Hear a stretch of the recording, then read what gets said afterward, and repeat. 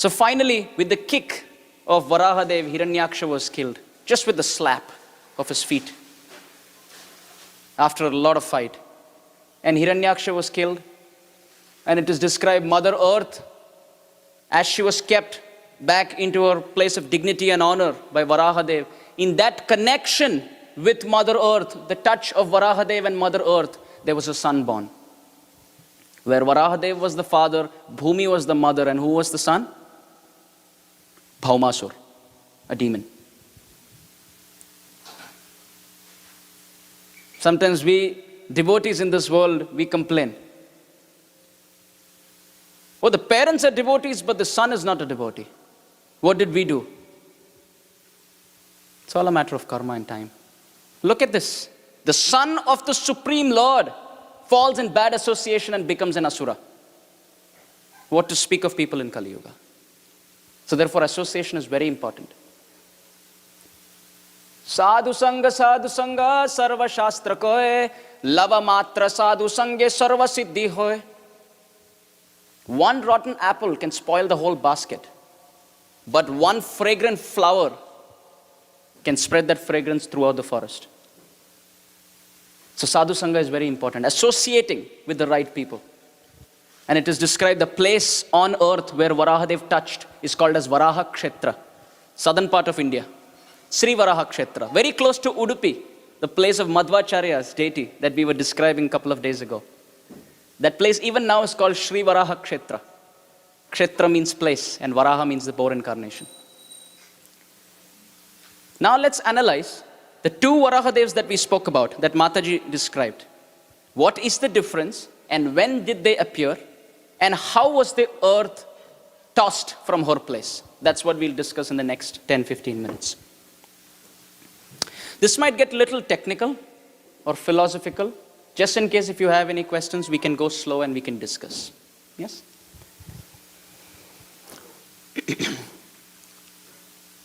There are thousands and thousands of Brahmandas.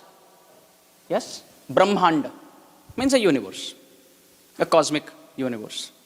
And it is described that it is in the shape of an egg. Brahmanda, anda, egg. It's in the shape of an egg. And often we hear 14 planetary systems. Have you heard this? This is not found in any of the 14 planetary systems. What are these planetary systems? Imagine this whole Brahmanda to be like a 14-storied building. 14 floors. There are 7 below and 7 on the top. In the Gayatri Mantra, you have 7 names, which I don't want to pronounce in public. But they refer to the different stages or different levels of upper planetary system. Burloka or Bhumandal, on which Earth is one planet. On which Earth is one planet. Yes? Sometimes we think the 14 planetary systems are like this. One planet and one planet above that, one planet above that. But it's not like that. The Bhagavatam describes it's like this. It's a space. Of course, I'm not a good artist, but I just made this so that we understand. So it's like a plane. Think of it in a 3D dimension. So it's like this. This whole plane is called Bhumandal. And there are billions and billions of planets on each plane. So there's Bhu, Bhuva Mandal, Suvar Mandal, Maha Mandal, Jana Mandal, Tapa Mandal, and Brahma Mandal, or Loka. Bhur Loka, Suvar Loka, Bhur Loka, Bhuvar Loka, Suvar Loka, Mahar Loka, Jana Loka, Tapa Loka, or Satya Loka, which is also called as Brahma Loka. 7 on the top. Yes? And there are 7 hellish planetary systems. Tala means hell. Just like Loka means planet or blessed planet, Loka. Tala means hell. So below, planes below, not one planet, but series of planets, billions and billions of planets in a plane. Infinitely open. So there are billions and billions of planets on each plane, and there are 14 such planes in one Brahmanda, and there are billions and billions of such Brahmanda which are coming out from the pores of Mahavishnu in one inhalation and one exhalation. The scientists say there are 9 planets. We say there are 1 billion planets, but only 9 are found. When Srila Prabhupada was told about all this, he used to say, sometime in the future they might find this. But the scriptures already have described. Our knowledge is perfect because it comes from Krishna. They might call it different names. We might call it different names. But the idea is still the same. Atala, Vitala, Sutala, Talatala, Mahatala, Rasātala and Pātala are different layers of hell. Sometimes we hear, he was pushed to Patal. And we think Patal is one planet. Patal is a plane of billions and billions of planets. And each planet has billions and billions of jivas who are all sinful. It's such a humbling experience when you look at this. Krishna creates the whole cosmic creation, of which 75% is the spiritual world, 25% is the material world. Out of the 25% which is the material world, there are billions and billions of Brahmandas, and this is one such Brahmanda. In this one Brahmanda, there are 14 planetary systems, and each level has 1 billion planets, and Earth is one such planet, and on Earth there are billions and billions of countries, and United States is one country, and in United States there are so many states, and Massachusetts is one. In Massachusetts there are so many places, and we are sitting here in an insignificant place in Boston, and we think we are great.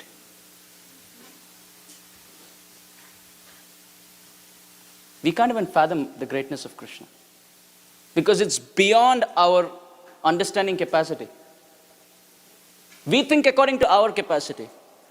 Oh, is Krishna greater than the president? I think so. Because that's what we discuss. That's our vocabulary. But Krishna is beyond our reach.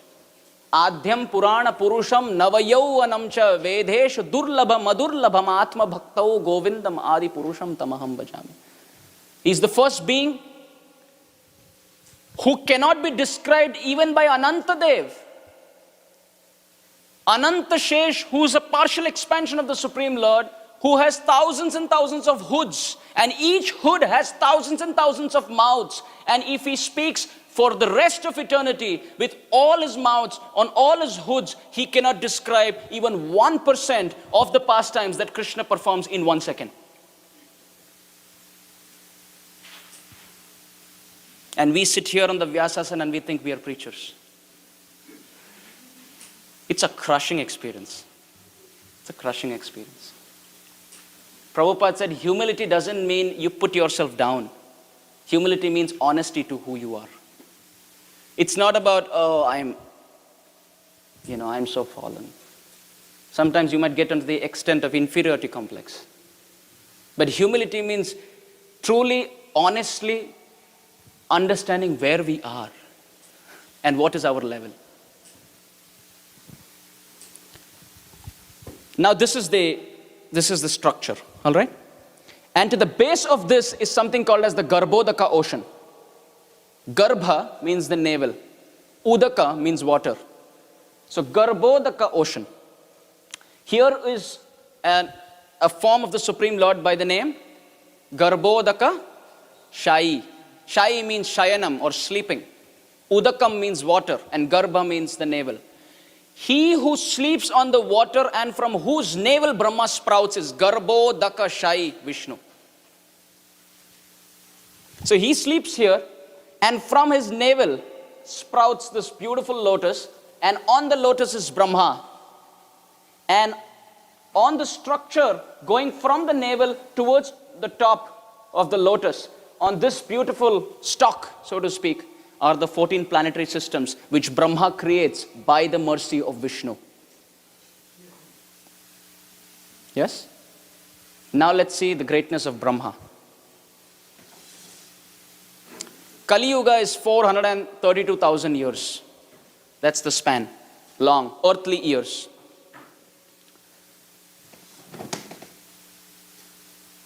The Yuga before that is Dwapar Yuga, is 2 times the duration of Kali Yuga, which is around 864,000 years, earthly years. The Yuga before that is Treta Yuga, which is 3 times of Kali Yuga. So the K is Kali, all right? And Satya Yuga is 4 times of Kali Yuga. 1728,000 earthly years. Kali Yuga is 1 times 432,000. Dwapar is 2.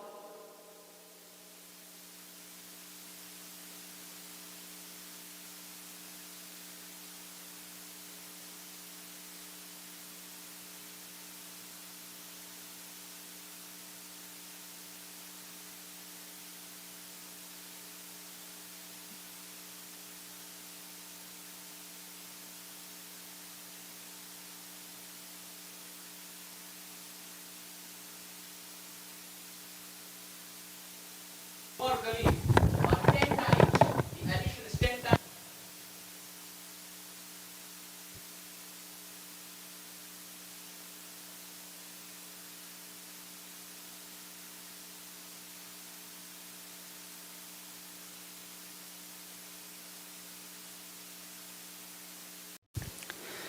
So Satya, Treta, Dwapar, Kali, the addition is 10 times the duration of Kali Yuga. Yes? A long time. That's the actual figure. 1,000 times of that duration, 1,000 times, is 1 day of Brahma. Sahasra Yuga Paryantam. So Satya, Treta, Dwapar, Kali, you add all of them and multiply that whole figure by 1,000, and that's 1 day of Brahma. And similarly, Brahma has 1 night. So during that night, there is something called as the partial dissolution. Yes, partial dissolution. What you call as pralay is partial dissolution. Total dissolution is mahapralay. So what happens in a partial dissolution? In a partial dissolution, Brahmaloka, Tapaloka and Janaloka remain.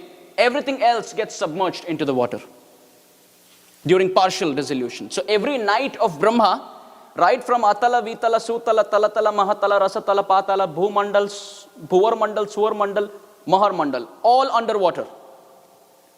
And only these 3 exist. Yes? So the first time Varahadev appeared through the nostrils of Brahma, he didn't battle Hiranyaksha. He simply came during a partial dissolution in a white complexion, simply to lift Mother Earth and put it back into its place. Because it was underwater. Yes, partial dissolution means everything is underwater. So simply to lift Mother Earth and help Brahma in his process of creation, the Supreme Lord in the form of boar who appeared in the size of the thumb manifested from the nostrils of Brahma in a white complexion, and therefore that span of Brahma is called as Shweta Varaha Kalpa. Shweta means white, Varaha means boar, and Kalpa means the duration.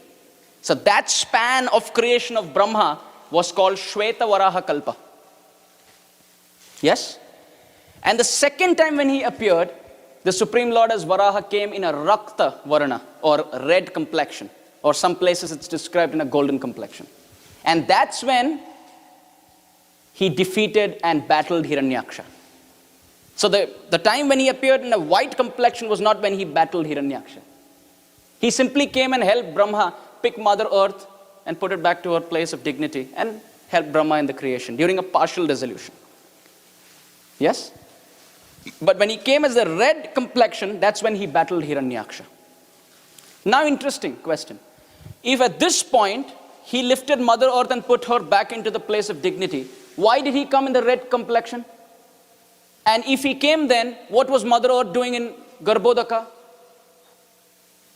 At that point it's described as Bhima Prabhu said. Could you repeat that, Prabhu? Why was Mother Earth back in Garbhodaka? You said a beautiful point. Balance due to the destruction of natural resources. Due to the greed of demoniac people like Hiranyaksha, who were exploiting Mother Earth for her natural resources, she trembled and in fear she went and hid herself in the Garbhodaka ocean. So you can imagine from this plane, Mother Earth was toppled and she fell into the Garbhodaka ocean. And Varahadev entered this ocean and put her back. Now I have one last question. Why did the Supreme Lord pick the form of a pig? He could have come in any form. Why did he come in the form of a pig or a boar? Yes, Prabhu. It's explained that he had to go from Yes. Yes. Yes. The Bhagavatam, as Prabhu described, 2 reasons. One, Patal is a very dirty place, sinful place. It's filled with filth and dirt. And which is that animal which is always moving on with its nostrils in a filthy place? That's a pig. And it has tusks. So it becomes easier for the Lord to just lift the earth. So according to time, place and circumstance, the Lord used a form. But it describes that when this Varahadev battled Hiranyaksha and he came out and he was moving his body, shaking off all the water content, the demigods were standing to collect that Charnamrit from the body of Varahadev. Because this was not the pig of this world, but this was the transcendental Supreme Lord beyond all the modes, the cause of all causes, the origin of all origins, who was simply appearing in a beautiful form of the boar. And Mother Earth was, it's described elsewhere, that Mother Earth looked like a nose ring to Varahadev's body. Very beautiful. So in this way, there were 2 incarnations, Shweta Varaha and Rakta Varaha. And they appeared in 2 different times.